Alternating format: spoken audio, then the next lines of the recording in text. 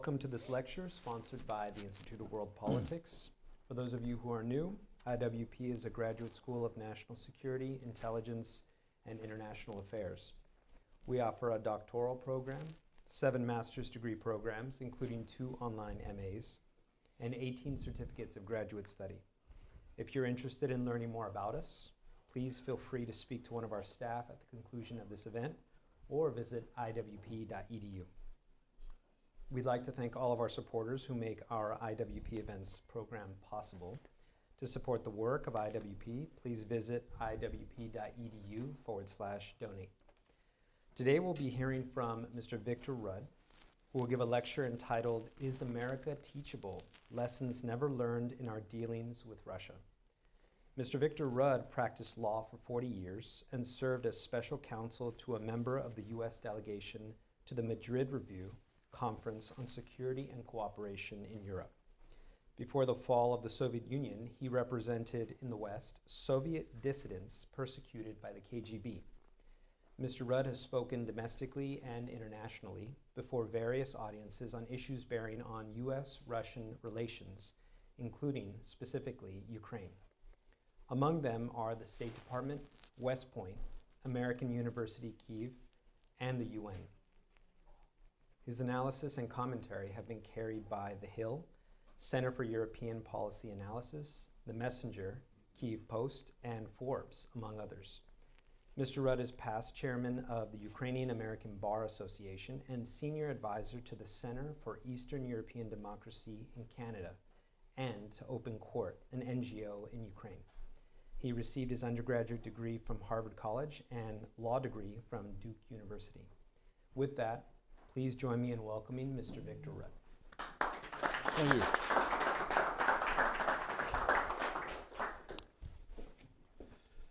Thank you very much. I'm absolutely delighted to be here.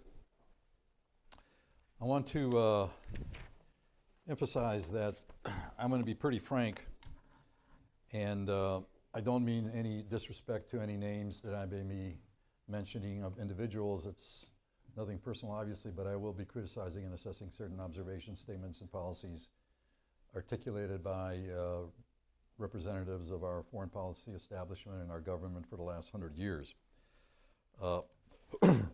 Excuse me. I think that I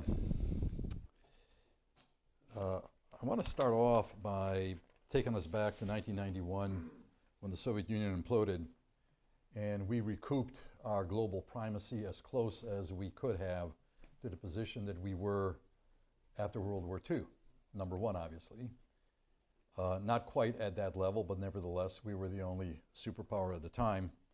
And the question is, what in the world has happened since then? How do we explain where we are right now? Certainly vis-a-vis Russia, 30 or 30 plus years is not a long time, really. For us, it is. We have a short time frame. That's our culture. You go elsewhere in the world, 30 years is nothing. And how is it that Russia has been setting the agenda, controlling it? How is it that we have not been able to deter, prevent, stop, never mind reverse the gains that Russia has made with its international marauding? Half of our population, that's what they have, less than half of our population. Their economy, the last time I looked, it varies from day to day depending on your parameters, approximately the size of Texas or New York City, or the capitalization of Amazon or Apple Computer. And if you add our NATO allies, you're talking about half of the world economy, more than 1 billion people. If you add the other countries that we consider to be, quote unquote, the West, over and beyond the NATO members, we're pushing close to 2/3 of the world economy, being the latest numbers that I've read. There's nothing in your house that's made in Russia. You're not even going to find a better frying pan, right? We're not talking about China.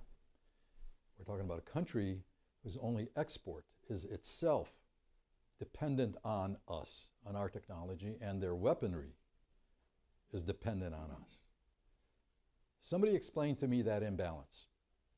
How does that work? And that is not a recent phenomenon. And we now have what we didn't have in 91, of course. We have the multiplier with North Korea and Iran. How has Russia flipped mutual assured destruction and converted it into unilateral nuclear intimidation and nuclear blackmail. Why wasn't that the other way around? How have we had and how have we allowed the reversal of half of our political spectrum, 50% of it, has been turned upside down? President Reagan wouldn't recognize the Republican Party today in the positions it's taken. And if you think all of that is due to simply homegrown partisan, political partisanship, you'd be wrong. There's more to it. Fiona Hill, who I'm sure you remember as the NSC Russian expert under President Trump, in her book on Putin in 2005, she said that Putin is unable to understand the mindset of Americans and Europeans and their political dynamics. Well, for somebody who doesn't understand, he's done pretty damn well. We have to keep that in mind, and that then prompts the following observation, that I think we're long overdue for a very frank and a very honest self-assessment. And I'm going to start this off taking you back to the 1980s to somebody called Fred Coleman, who was the Moscow correspondent for Newsweek magazine. He wanted to interview Ambassador Anatoly Dobrinin in the Soviet embassy here in Washington on the occasion of the new president being elected in the 1980s. He walks into the embassy and asks the secretary, is the ambassador looking forward to meeting the new president? The answer is, well, yes, just like a teacher is looking forward to the first day of kindergarten. Not very diplomatic? Well, I can tell you that Putin's contempt and disdain for the West, and particularly for the United States, is at least at that level and maybe not higher. And part of that disdain is what prompted him to invade Ukraine in February of 22, never mind back in 2014. We are, to a certain extent, similar to a youngster, a toddler. We don't learn from our experience. Experience is what makes us adults. Good judgment comes from experience, or bad judgment, I should say, excuse me. Good judgment comes from experience, experience comes from bad judgment. We are not a nation that's particularly interested in history. History is nothing more than a catalog of experience. And our time frame doesn't go back much further than the last electoral cycle, maybe the last administration. That is simply built into our DNA helix. We need that experience, knowledge, in order to have some predictive capacity about the future. We need it in order to establish some sort of strategy that has some sort of lifeline more than a day, a week, or a year. Now, is that overstated? Is it understated? I'm going to take you on a, this is going to be a bit like drinking out of a fire hose for you, I think. I'm going to go through 100 years of our relations with Russia and the Soviet Union and try to hit what I consider to be the high points and the ones that illustrate certain conclusions and assessments that I've made, which I'm going to address and articulate partially during that talk, but also towards the end and try to summarize it for you. So we start off with World War I. The Russian Empire implodes, communist coup d'etat in Moscow, and the Soviet Union takes the place of the Russian Empire. It's a reconstituted with a new moniker, with a new label. And control of Ukraine, which had declared independence, is vital both for the establishment and the viability of the Soviet Union.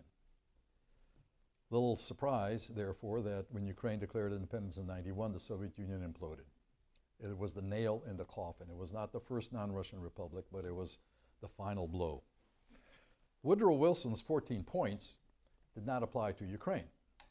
Ukraine was not allowed a seat at the Paris Peace Conference, but it had a warning to the West and to the United States that within a generation's time, the new Russia, quote unquote, would be an existential threat to the United States.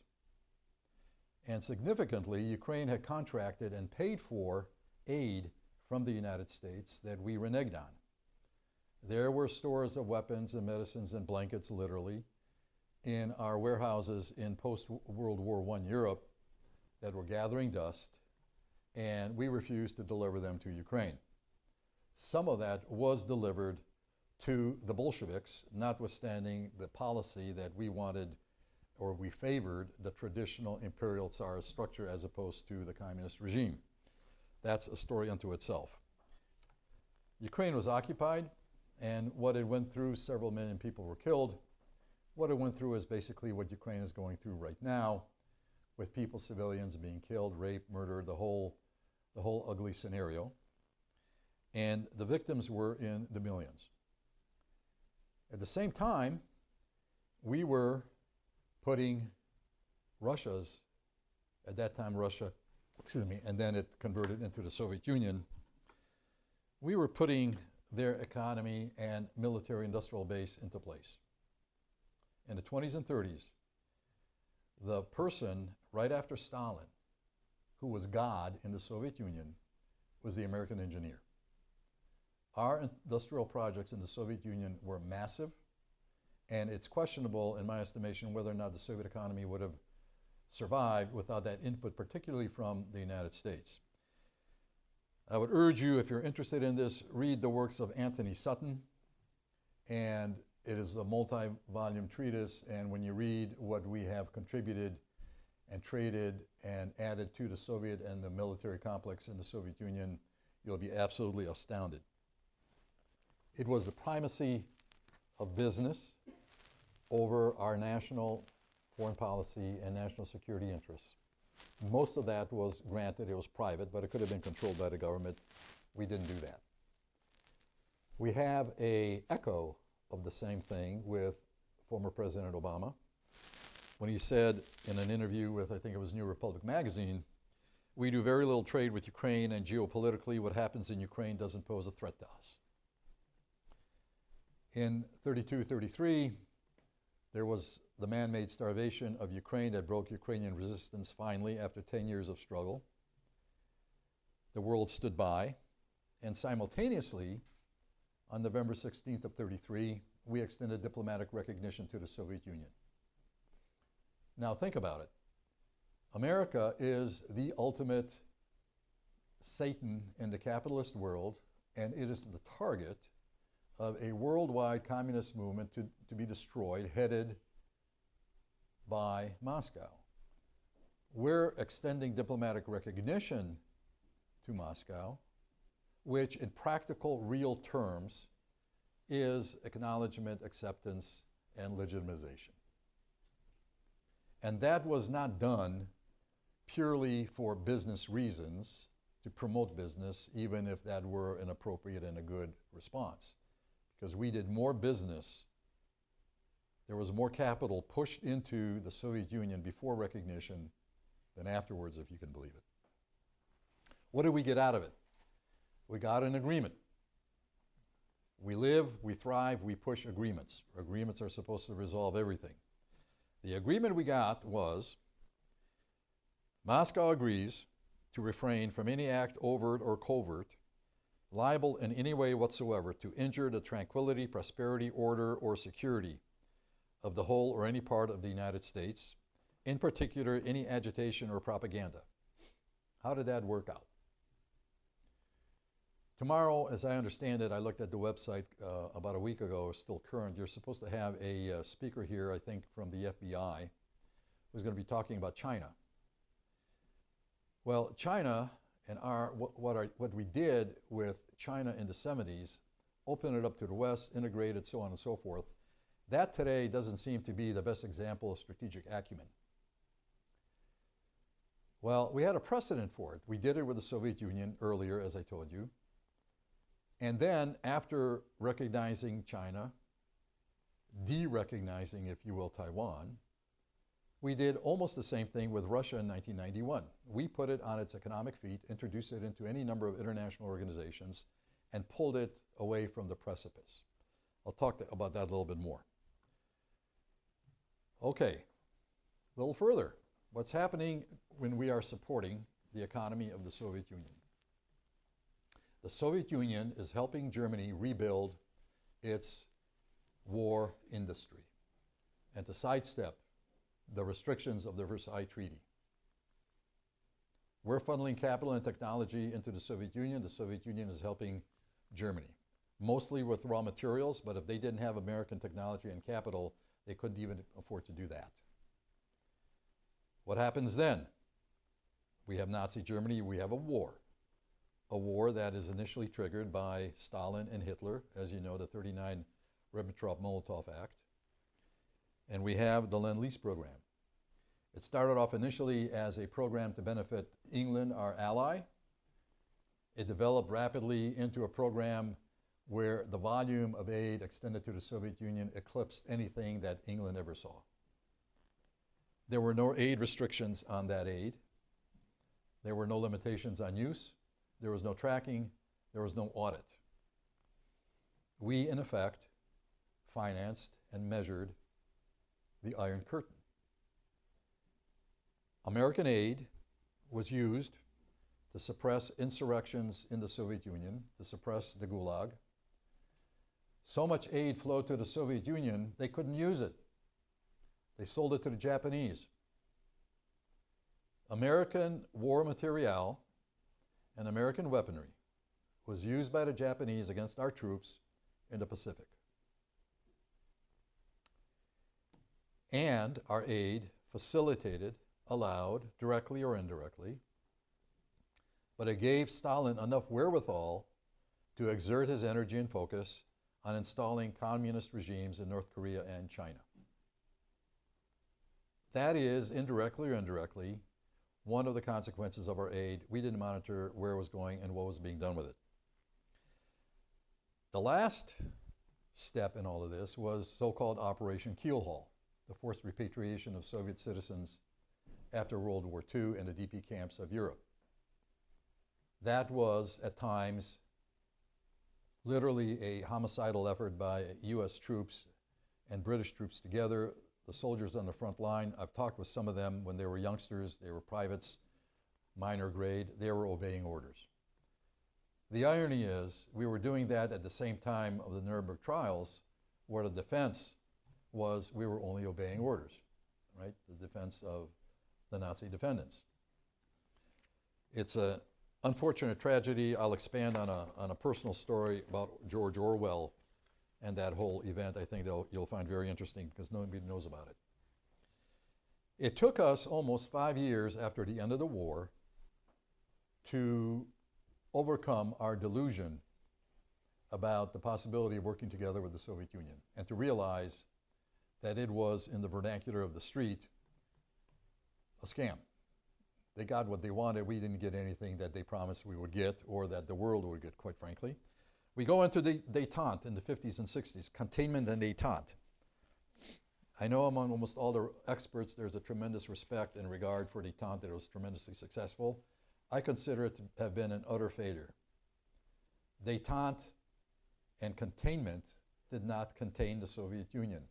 Soviet power increased, global influence of the Soviet Union increased. Ours decreased on both counts.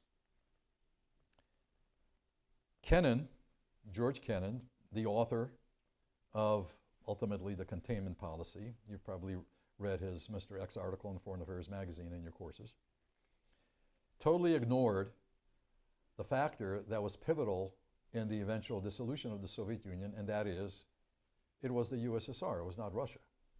The two were not coextensive. The two cannot be interchanged. USA and America are not as USSR and Russia. There's no parallel there. And in his memoirs, he has a remarkable sentence: the Russians don't want to invade anyone, it's not in their tradition. Détente is not what caused the fall of the Soviet Union. What caused the fall of the Soviet Union was the rejection and reversal of, I should say containment more than détente. Containment was rejected by President Reagan, and he undertook something that containment never contemplated, which was an affirmative, assertive policy against the Soviet Union intended to do more than just react and respond, but to actually try to weaken it and bring it down. President Bush, unfortunately, pulled back on that. I was involved in some of these activities, and it was a disappointment that after the election in November, President Reagan was still the president. President Bush was I should say, the president-elect. But already those policies were being pulled back.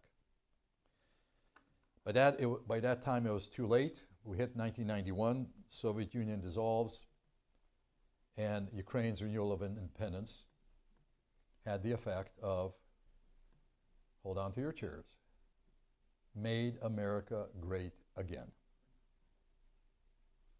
That is the effect of Ukraine's independence in 91. The Soviet Union at that point was known and understood and acknowledged by everybody in the Soviet Union. It can no longer exist, and any attempt to have a reiteration of it in whatever format, the Commonwealth of Independent States, whatever you want to call it, is not going to work without Ukrainian participation or control, voluntary or involuntary, including control by the Kremlin. What did we do then? We did the opposite of what we did in post-war Europe. Instead of building up Ukraine and the other non-Russian nations, we had a modified Marshall Plan for Russia. Well, Russia did not, as Germany did after World War II. Russia never had an admission, apology, reparations, or accountability for its past conduct as the controlling republic in the Soviet Union. Germany did, of course. And yet our entire focus was on Russia.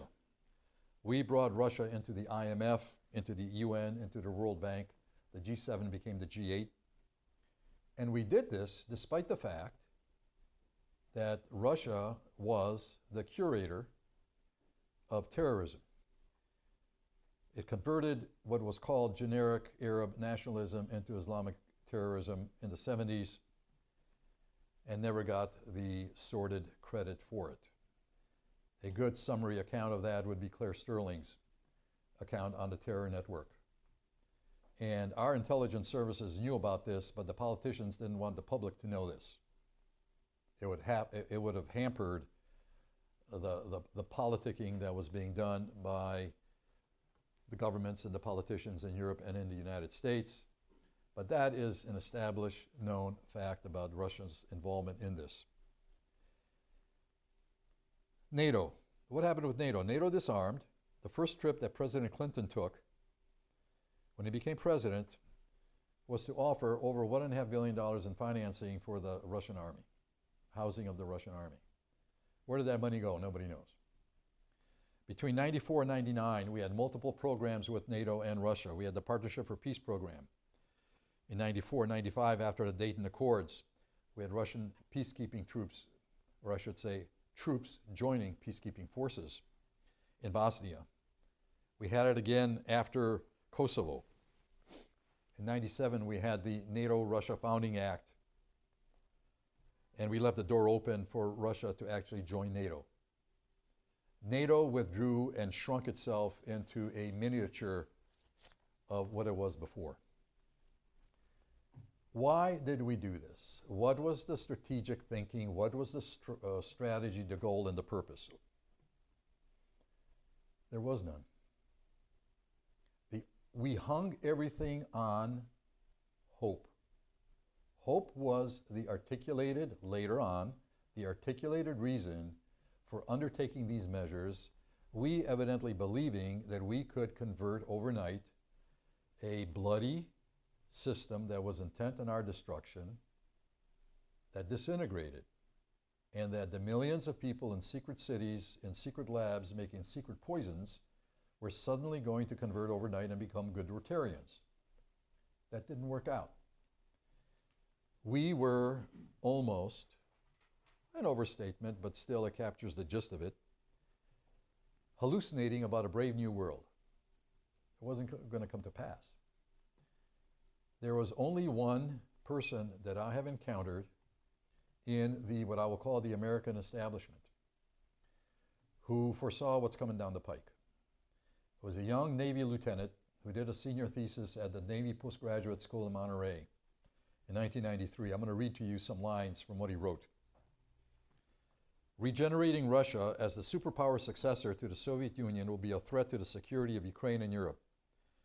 The United States will have assisted in creating a regime that is a serious threat to the democratic community of states, were Russia to embark on a campaign to reconstitute, what options would we have? Ukraine provides the United States with a potential regional counterweight to Russian territorial expansion. Our approach to dealing with Russia after the fall of the Soviet Union, in my book, I've labeled it as such in articles I've written, was foreign policy malpractice. Is that an overstatement? Is it an understatement? Let me go on and let me bring this to the end. I'll talk for a while yet, and I'll offer some conclusions, and then you can offer your own. It got worse. A year after that thesis, 94, we stripped Ukraine of the world's third largest nuclear arsenal. It was surrendered to Russia, by the way, and some of the missiles hitting Ukraine without the nuclear warhead, with conventional warhead, but still the missile that was surrendered by Ukraine to Russia has devastated Ukraine. Assistant Secretary of Defense Graham Allison, still very active. Ukraine's security problem will be solved once Ukraine gives up its nuclear arsenal. Again, this is an example where I'm mentioning a name for you to understand who makes these statements, what the judgment and the atmosphere was like. I don't know Graham Allison. I'm sure he's a wonderful gentleman. This is not my trying to criticize him in any individual capacity, but I am criticizing his view and his conclusion. We had a counterpart of that for the conventional weapons that Ukraine had, manpads and everything it needed, particularly at the beginning of Russia's extended invasion in February of 22. The destruction of conventional weapons by a project partially headed by former Senator Barack Obama in 2005, who said that the conventional weapons of Ukraine are being destroyed for the safety of the Ukrainian people. He was filmed standing in a warehouse of weaponry in Donetsk, a city in eastern Ukraine occupied by Russia in the invasion back in 2014. It becomes worse. In 1997, this is 3 years before Putin, under Yeltsin, who, by the way, President Clinton compared to Abraham Lincoln because of Russia's destruction of Chechnya. A blueprint was submitted to the Russian General Staff proposing to introduce geopolitical disorder into internal American activity, to promote all kinds of separatism, social and racial conflicts, extremist racist groups, and to destabilize internal political processes in Washington.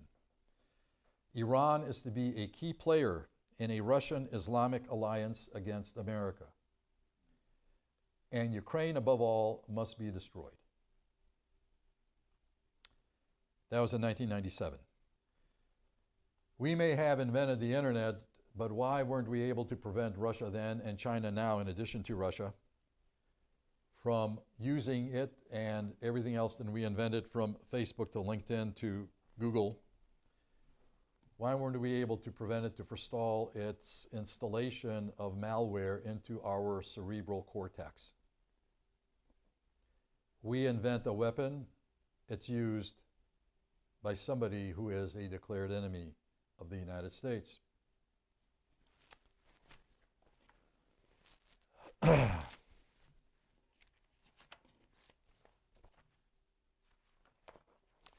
If you read National Security Paper 68 in April of 1950, it warns about precisely these kind of activities, except at that time the technology wasn't there for Russia to be as successful as it has been. But the same warning and the same concern, and pretty much the same language that's duplicated in the blueprint that was submitted to the General Staff about how to subvert American institutions. What happened after that? The invasion and dismemberment by Russia of Georgia. I'll offer you two quotations to side by side. The first one was by President Carter after Afghanistan. and before Georgia, obviously.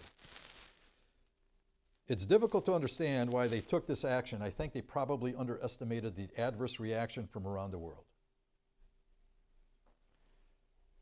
Condoleezza Rice said this about the Georgian invasion. Everybody is now questioning Russia's worthiness as a partner.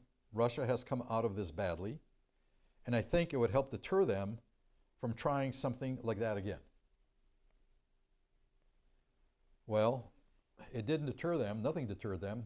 Whatever we did didn't deter them because we didn't try. What we did, in effect, we extended, I understand the reasoning for it, it's all wrong, but I understand the reasoning for it. We extended a reward, which was the infamous reset under the Obama administration several months after the invasion of Georgia.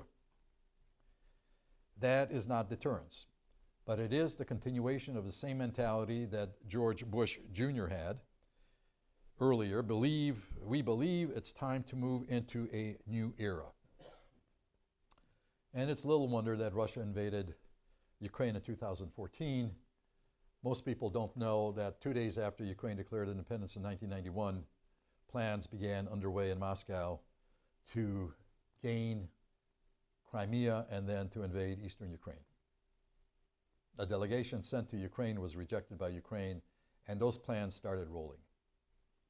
2 days, actually, I'm sorry, it was 3 days. It was after that delegation returned. They flew to Kyiv 2 days after that.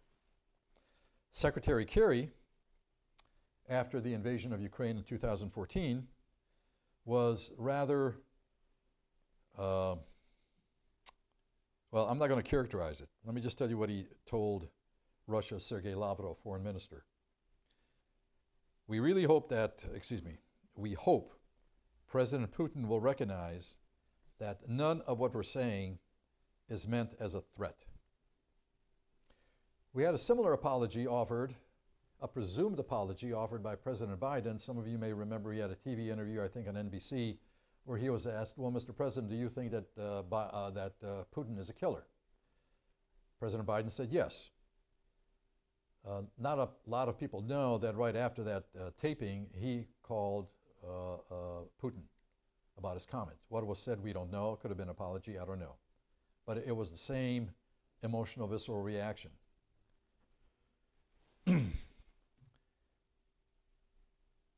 We have a piece in the Washington Post by Condoleezza Rice. I'll expand on it a little bit later on. She wrote it in March of 2014 after the invasion. It was called, Will America Heed the Wake-Up Call of Ukraine? And in 2014, she said, the immediate concern must be to show that Russia, that further moves will not be tolerated, and that Ukraine's territorial integrity is sacrosanct. What does that mean? What does it say about our advocating the so-called rules-based international order? If further moves will not be tolerated, that means moves prior to this will be tolerated in 2014, including the annexation of Crimea. That's okay, except that further moves will not be. How much did this play, if anything, into Putin's assessment that he could move into Ukraine on a stronger basis in February of 22? And if territory is sacrosanct, which it is, the first rule of the rules of the road and of the rules-based international order is the stop sign. You don't invade other countries.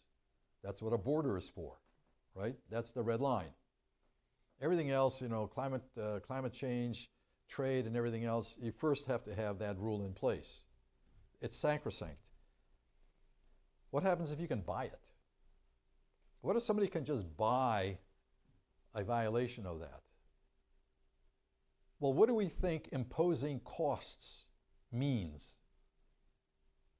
We will impose costs on Russia if it does X, Y, Z. It doesn't say we will prevent.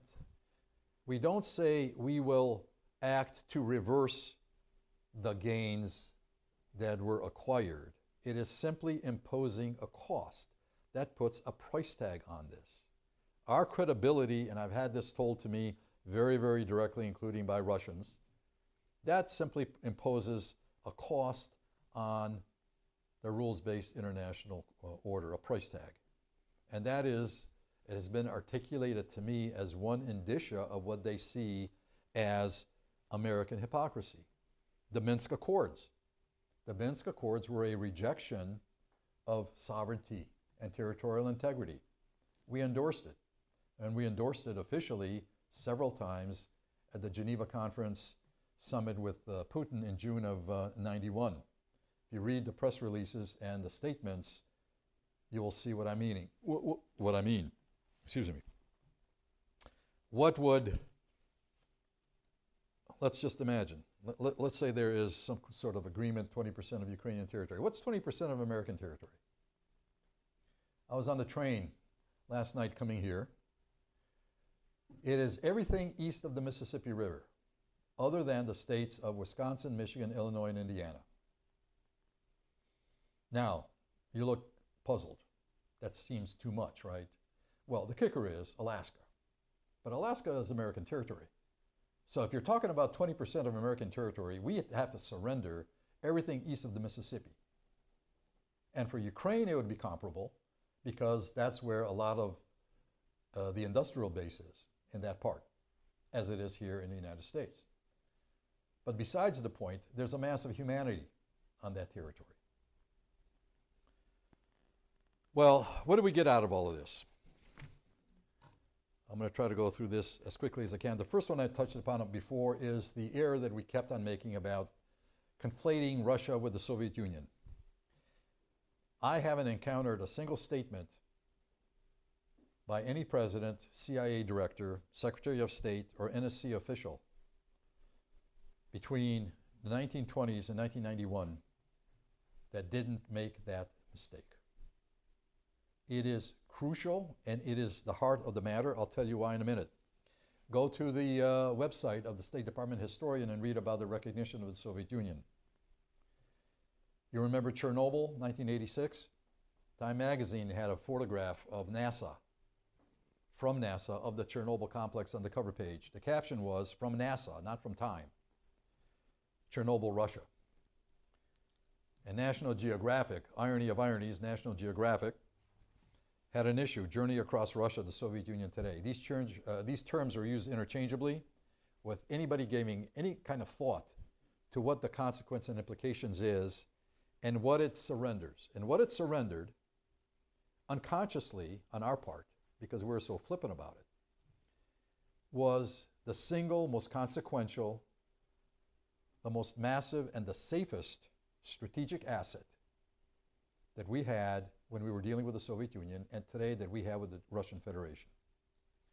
And that is that the Soviet Union was a multinational empire with all of the fractures and tensions and potential that any empire has, but particularly the Soviet Union. And we totally ignored it. It was never on the table. It was never in our calculations. George Kennan, when he was writing the containment policy, when we were talking about it, when the NSC was assessing it, when Truman passed orders on the basis of it, it was never in the equation. It's more important, I will dare say, than military arsenals. We could have done to the Soviet Union what Russia is doing to us today, exploiting tensions, fissures, so on and so forth. We started it under Reagan. I was involved in it. We stopped it. What else? It capitulated to the Kremlin the successful realization of a paramount goal. And their paramount goal was to complete Russification to the point that they were able to suppress and control the non-Russian nations of the Soviet Union and not have any threat to their control of it. That also tells us that we never learned the methods of subversion of the human mind, of individuals, of countries, of nations, that is being practiced against us today with accelerated and better technologies. But the approaches to thinking, I could talk here, I'm sure you've had lectures on Russian disinformation, so on and so forth. we lost the benefit of that by never addressing the Soviet Union as a multinational state and the control that Russia tried to exert and how they tried to suppress and Russify these countries. How can we argue that we won the Cold War? The Cold War depended on the fall of the Soviet Union, and we never understood what the Soviet Union was. That doesn't make any sense. If you argue and if you beat the drum about having a winning strategy, then where was the Soviet Union in all of this in our thinking? It wasn't there. In any event, the last point is empathy. 20 to 25 million Russians killed in World War II. No,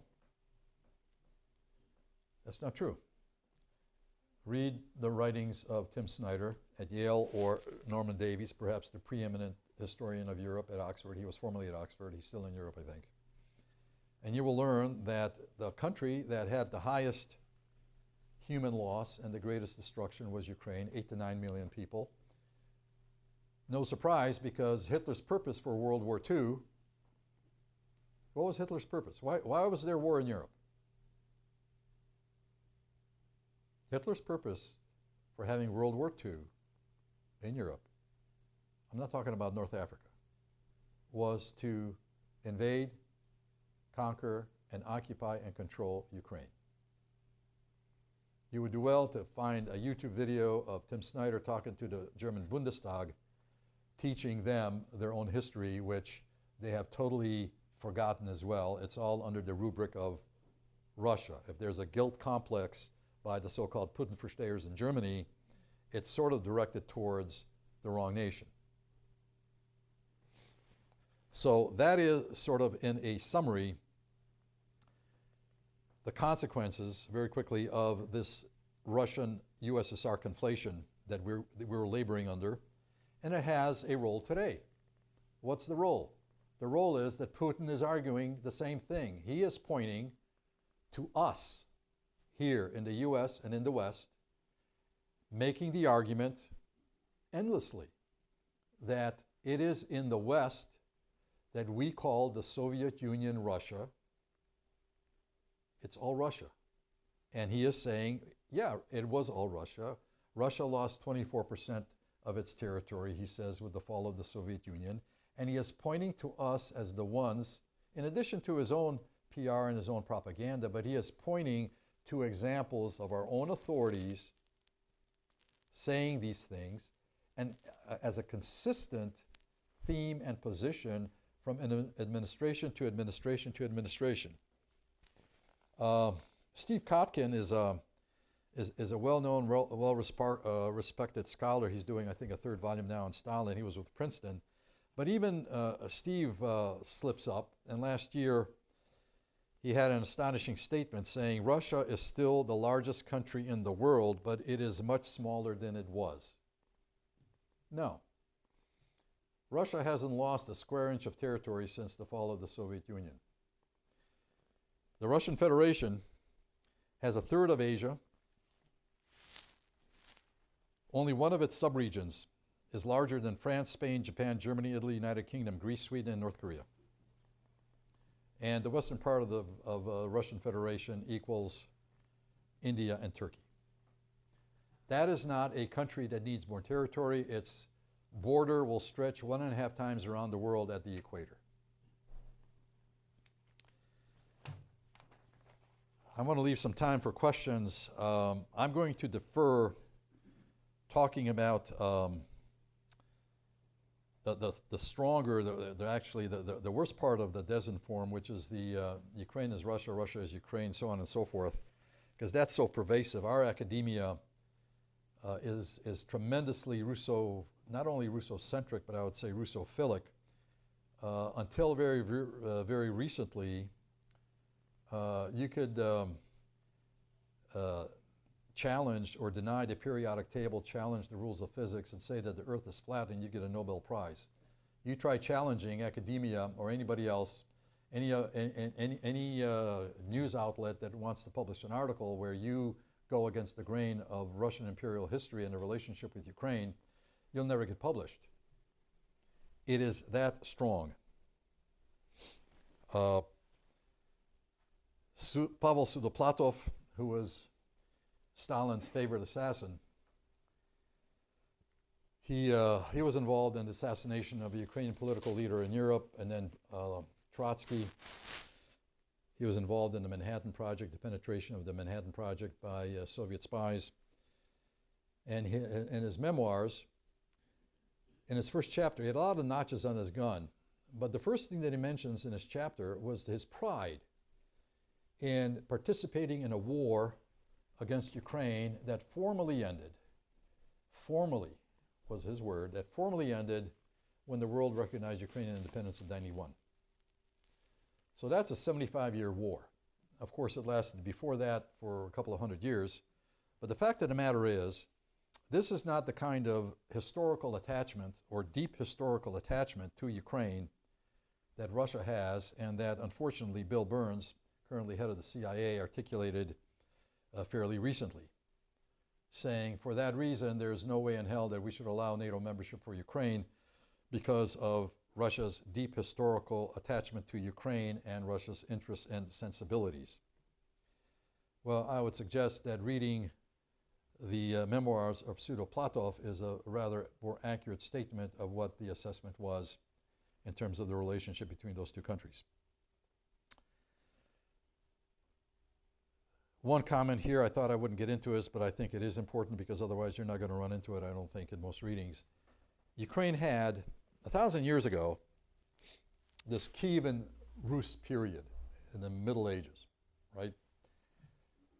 Professor Snyder has talked and written a lot about it, but he hasn't mentioned this. 200 years before the Magna Carta in London, Ukraine had its own version of a Magna Carta. One of the differences was it wasn't entered into, it wasn't signed by the ruler of that Kievan state by duress, as Prince John did. It was done voluntarily. And 77 years before the American Constitution, Ukraine produced a constitution for a democratic representative government with 3 branches of government, checks and balances, separation of church and state. This was before Montesquieu came out with his The Spirit of the Laws, and shortly before Poland. Poland followed as well. But it was 77 years before the American Constitution. So if that is an inheritance, a legacy that is Russian, I would very much like to see where that is being implemented and how that's being exhibited. What are some of our lessons? We have not had a goal, we have not had a purpose, we have not had a strategy. We've had a hope in 91. We had containment, which was a perpetual geographic hopscotch of reaction and response. Walter Lippmann at the time, a well-known journalist, called it a strategic monstrosity. Another commentator called containment the bureaucratic verbalization of a policy of drift. And the result was abdication of the agenda, choice of place, time, and circumstance to Moscow. It is what we have now today, unfortunately. President Reagan was the exception. That is no longer the case. To have a strategy, we have to be patient, but we suffer from what I've characterized maybe a little bit too strongly, but nevertheless, it makes the point. We suffer from a national attention deficit disorder. We have a short time frame, we're impatient, we have a low frustration threshold, we want instant gratification, we want results. We're happy with stopgap measures. What was the reception on the Hill to President Zelensky 2 years ago? What happened the last time he was here? Russia attacks, accuses, and demands. We're defensive. We try to make nice. We try to prove our good intention. Can't we just be friends? We try to manage to stabilize. Russia initiates turmoil and creates it because that is its opening. Stability and management and predictability was the hallmark in Geneva, and it's part of our DNA. We have a mercantile background, a mercantile heritage, which depends on negotiation, compromise agreements, stable relations, and predictability. That's what commerce is built on. If you can't have a contract and predict your supply chain, you go bankrupt. And we have a system for enforcing that. The problem is, we see an agreement as a resolution of a problem. Russia sees that as the opening of an additional problem. An agreement is not for Russia intended to solve a problem. It's intended to exacerbate that same problem, add additional problems, buy time, or to divert attention. How do you enforce an agreement? We have enforcement mechanisms domestically for agreements. Right now, we're going through an international enforcement of international agreements violated by Russia. The war, the aid to Ukraine, all of that is exactly the only enforcement that international society has when somebody breaks the rules. But we don't want to enforce it anymore. We want to have another agreement. Well, who's going to enforce that agreement? We already have a couple of hundred agreements anyway. The humiliation about Russia, confusion, lost pride, that Putin is insulted, that he's sad. Bernie Sanders' advisor said he's looking for love. Former Russian Foreign Minister Andrei Kozyrov said in a very interesting book, this so-called humiliation by America is a Kremlin myth. America gave us help and provided substantial humanitarian aid. It helped us preserve our status at the UN. It got us into the IMF, World Bank, and other organizations. We remained the only nuclear power. All this happened at a seminal moment when Russia could have lost everything, both its statehood and international status. America helped us not only to preserve all of this, but also to elevate our status. All of this is happening. We're doing all of this as the blueprint to take down America is being promulgated, put in place in 1997 and in the years prior to that, after that, and certainly even more so after Putin became president. We have, I have about 10 minutes remaining on my watch. I want to leave some time. I guess if I'm told that if we go over, we can't go over because the room has to be prepared for classes. So Sarah told me we could go into the hallway a little bit for Q's and A's, maybe electronically, but I'll spend probably another 5 minutes. The fact that a lot of people, a lot of analysts, and our policymakers are guided by Russia in many respects as being defensive. It has security needs, fear of encirclement, backyard legitimate interests. This reverses the victim and the perpetrator. Russia in the 19th century did a study of its military operations over the course of 200 years. 38 wars were fought, 2 were defensive. The remaining 36 were all offensive. Fear of provocation. Well, fear of provocation is the provocation. And let me tell you just very quickly about, I was a student in undergrad. One of my professors was Ihor Shevchenko, Ukrainian by birth. He was a world-renowned, by that time, world-renowned scholar of the Byzantine Empire. He was a young man, 21 years old, in the DP camps during Operation Keelhaul, the forced repatriation of Ukrainian and other refugees after World War II. And he wrote a letter to Orwell asking permission to write a Ukrainian translation for the Ukrainian refugees because they were despondent. They wanted to know, all of this is happening. They wanted to know there's somebody in the West who understood their plight and what they went through and everybody else went through. Orwell said, sure, great. And he wrote an introduction. That shipment of books was intercepted by the US military, handed over to NKVD headquarters in Frankfurt, Germany. Why? The Russians would find it offensive. It would be provocative. Well, this isn't a book that's going to be read by anybody in the Soviet Union, but that mentality of ours was so deeply ingrained when the Soviet Union was beholding to us because of Lend-Lease. It's still, if that's what it was at that time, imagine what it is right now. George Orwell, incidentally, you don't know this maybe, but George Orwell couldn't get his book published, Animal Farm. It was rejected by 14 publishers in succession with almost the exact same reason. It's too provocative. Russia won't like it. But I'm not going to market it in Russia.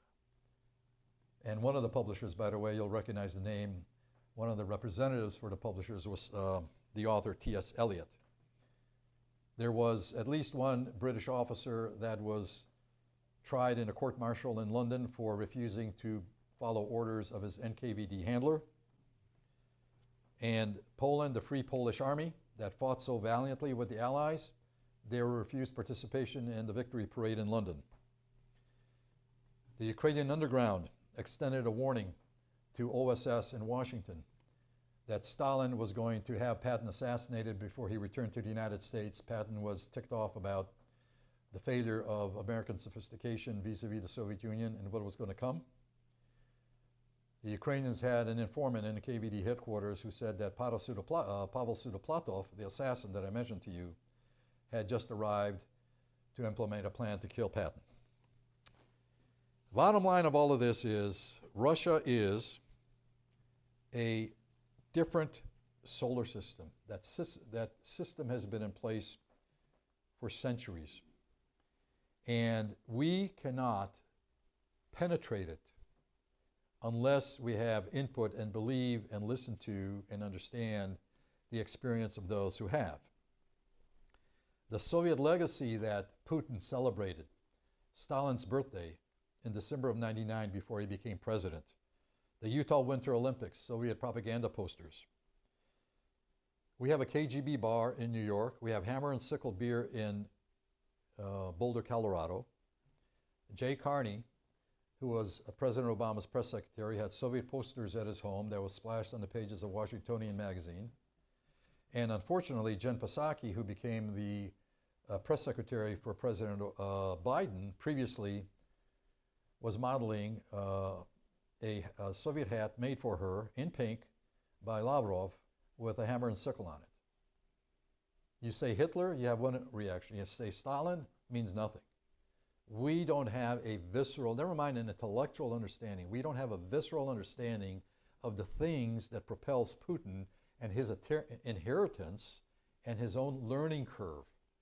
None of that is touched upon in any of the writing, any of the analyses. Very, very little, I should say, but almost none. I wrote a letter to Condoleezza Rice in December of 2004, warning her that Putin was going to invade and occupy Ukraine, and how we handled that was going to determine, plus or minus, our global deterrence credibility. It would be especially acute because North Korea and Iran both were already at that time raising their head. And we had the precedent of us stripping Ukraine of its nuclear weaponry. She replied of sorts, as I said, 9.5 years later, with the article, Will America Heed the Wake-Up Call of Ukraine? That was in 2014. Today, 10 years later after her article, and almost 20 years after I wrote to her, we can almost ask the same question. Will we heed the wake-up call of Ukraine and everything it implicates to us globally? What to do? I mentioned one thing. I think we need input from people who don't have the same background that everybody else does who enters the foreign policy establishment and policy-making circles. I think one of our best brains in the national security area was Zbigniew Brzezinski. I think another one was Richard Pipes. And I think the only president we had who really understood what we faced, security-wise, was President Reagan. We are not going to betray our friends, reward the enemies of freedom, or permit fear and retreat to become American policies. This was a position of the late President Reagan. Those of you who follow, maybe read, like English language literature will know the name William Butler Yeats. He's an Irish poet. And a very famous line, the best lack all conviction, while the worst are full of passionate intensity. Somehow we have to try to turn that around. It can be done. But we have to ask ourselves and look inward and be critical of ourselves. There's nothing wrong with being critical of yourself. But we have to know how and where we got it. That is in a summary, a very, very brief summary, my take on the matter, very obviously. So a couple of minutes for questions. I guess that's all we have. And then after that, we can retire in the hallway, or I'm happy to communicate by email, whatever you'd like. Yes, please.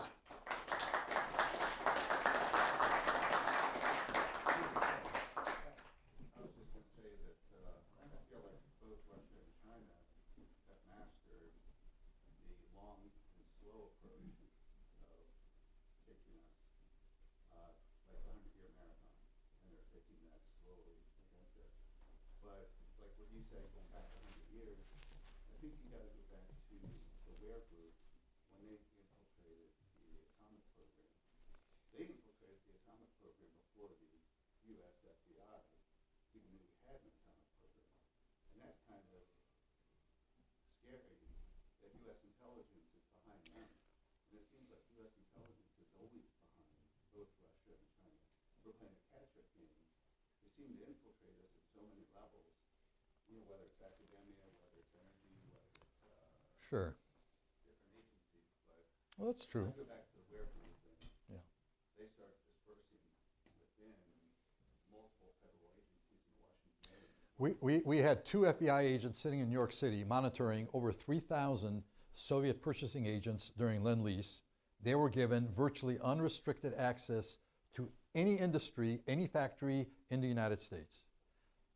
They were not purchasing agents. Every single one of them was a trained NKVD specialist in the industry and the technology that they were assigned to. They walked away with much, much more than just the Lend-Lease stuff we gave them, but it's apropos of your point. Yeah, there's a lot to it. But even more than that, our mindset, we have to be willing to admit that we made gross mistakes and we don't know it all. We have to have the input, and we have to listen a little bit more carefully for people really on the front line: Poland, the Baltics, Finland, Ukraine. They know this stuff, they lived through it, and if everything goes boom, they're the first ones to go. So they're not going to be anxious to do that. Every single person I talk with of any, I'd say of any competence from any of these nations, I ask them as a tease, well, what's your take on the fact that Americans are afraid of escalation, nuclear war, World War III? They said, Putin will never, ever pull the trigger. Where's he going to keep his money? Where's he going to get? Where are all the oligarchs going to go? Where are they going to vacation? Survival is the most important thing. But if things continue now on the new trajectory, more or less, that we've had recently, that credibility aspect of what would happen if they use nukes is being lost. We are starting to develop a situation where the assessment in Moscow of us is becoming even more dangerous for us because of our own pusillanimity. Yeah. Please. Yes, Yaroslav Martynyuk, former Radio Liberty. You mentioned that we are forgetting history. I think it's probably worse than that. We are forgetting history which we never knew or acquired. You know, This is the problem. I agree. I agree 100%.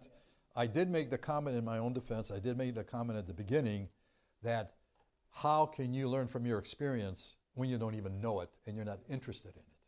So if I said we're forgetting history to a certain point, we are, but we just don't know it. You're absolutely right. Which brings me to the point. A disgraceful example of that was Carlson's interview with Putin. Well, yeah. And I wonder if you have anything to say about that. I don't want to waste anybody's time. I'm going to say the same thing that you know. There's a young lady here who had raised her hand. My question was, how can we maneuver within American cultural biases and impediments against our own interests in order to start pursuing a coherent strategy regarding Russia? What do you mean? How to maneuver against our own interest? We have cultural impediments, like you said. We don't care about history. We have a short time span, attention Sure. span. Are those No, my suggestion is precisely what these nations are saying, and that is turn Putin inward. We are never going to get away from the inherent disadvantages that any democracy has in dealing with a single-minded tyranny. We have additional disadvantages, particularly as an American democracy, for some of the reasons that I recited. We're never going to be able to educate John Doe on the street or the general electorate. We have to do what we can do, and ironically enough, what we can do is something we're not doing. At least we did a little bit of it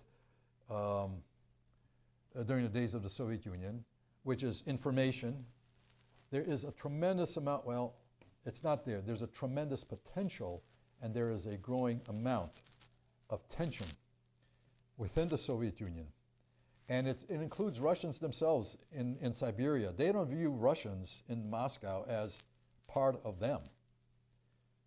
There is a tremendous amount of anger from some of the non-Russian nations that their resources are being sucked out of their land. They're not getting anything back. There are ecological complaints.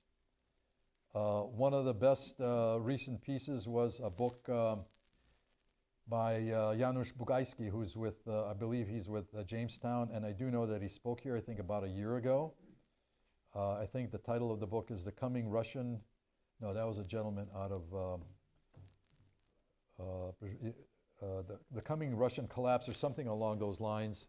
But if you Google Bugajski, B-U-G-A-J-S-K-I, he puts it together very, very well. And that is something to be done. It's not going to change our standard of living. It's not expensive. It is the core of what we should have been doing before 1991. And it acknowledges that the Russian Federation is not coextensive with Russia any more than the Soviet Union was, right?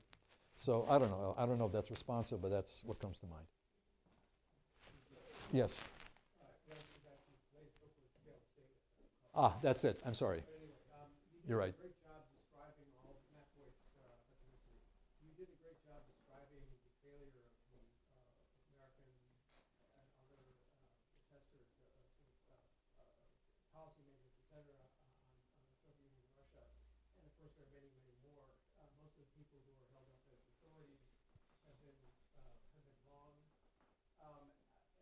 Unfortunately, Big Brzezinski, my former professor, is now no longer with us. Richard Pipes is now gone. I mean, is there anybody who writes in the English language that you take it all seriously in terms of, I mean, I'd say besides Janusz, with whom you're impressed? Because I mean, sort of as you sort through the large number of commentators, a lot of them are tools left over from the past that have been wrong and are relatively discredited, or do they not really listen to that much, even though they sometimes occupy positions of authority and respectability. Is there anybody out there who you're impressed with anymore? Well, look,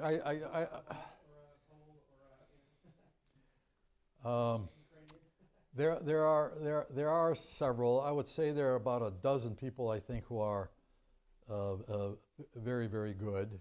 And not all of them are recognized as Russia experts. But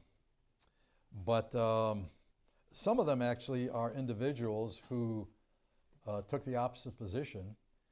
Fiona Hill, for example, 2 months before I wrote my warning to Condoleezza Rice, she had a piece in the New York Times op-ed, Stop Criticizing Putin and Start Helping Him. It was in September of '04, 2 months before I did. She was on the opposite end of the spectrum. She swung around the other way. Ambassador Michael McFaul totally objected to my letter to Condoleezza Rice. He's come around 180 degrees, and they're doing what they can. They're doing very, very good work. But I think you really have to get into and connect with people who have had that exposure and have a sense and a visceral intelligence about who and what we're dealing with, for starters, and then they superimpose analysis and the cerebral cortex on that. One fellow I think who's good here in Washington is well, there are several. Steve Blank I think is very good. Herman Perchner, who's not all that well known in certain circles as well. There are several. I think Kurt Volker gets it. Oh my gosh, my friend, how can I forget the name of my friend who was the editor, Ed Lucas, who was the former senior editor of The Economist. And he got it. I mean, he's a Brit. He's right from Sherwood Forest. But he got it because as a youngster, or I should say as a young adult, he spent a lot of time in Eastern Europe and the Baltic countries. And he knew, and he understood the system when it was loosening up already. He's written on it. I think his observations and his guidance is spot on. I think Ann Applebaum gets it. I think Tim Snyder gets it. So, I mean, there are others. I hate to keep on naming names. I'm going to forget a lot of names. So, but that just gives you a sense. A lot of these names are well known, exist, Yeah. not all of them, a relatively small number of them are actually professors who are actually teaching sort of people in sort of pages in their lives. Oh, I wasn't aware. I'm sorry if I misheard, because I wasn't aware that you were asking about professors specifically. Alluding to Richard Pikes, for example, or Right, right. Well, yeah. I didn't understand that you were looking at them from their professorial status. You know, there are. If I put my mind to it, I just can't snap somebody off the top of my head. well, the fact that you can is that also interesting. Yeah. Pardon me? The fact that nothing comes to mind. Is also Yeah. I understand. Sure. Yes. How do we win back academia? I'm sorry. How do we win back academia and the teaching of history and getting people to The deimperialization of academia, you have to understand, so-called Russia studies were established in the West after the Russian coup d'etat, where Russian imperial scholars went to the West, the Sorbonne, Oxford, Cambridge, Harvard, Yale, Columbia, and they established Russian studies. It was the imperial story about imperial Russia, and that was the diet for everybody. Everybody grew up on it. I can tell you how every book on Russian history begins. Begins with Russian history begins in Kyiv. All right. So how do you combat that? There is a bit of a groundswell in academia. It was brought on by, quite frankly, it was brought on by the atrocities at the beginning of last year in Bucha and Irpin when the Russians invaded. And all of a sudden, people who never looked at Russia this way, you know, Dostoevsky is, a great writer. Well, Dostoevsky was an imperialist as well because he said, everybody in the empire must be Russian and must be made to believe he is Russian. So people are discovering things such as this, and slowly maybe there will be a turnaround in academia. How do you do it? I really haven't set my mind to it, other than challenges. Arguments. I mean, I could stand here and I can give you a couple arguments about the fallacy of that whole line of historiography, but we don't have the time for it. I have written a couple of articles, though, so. Yeah, please, I'm sorry, there's a gentleman there. Oh, I'm Sarah, we're done, right? Yeah. Yeah. We can do it out there, I'm sorry. I'm being told to get out of here.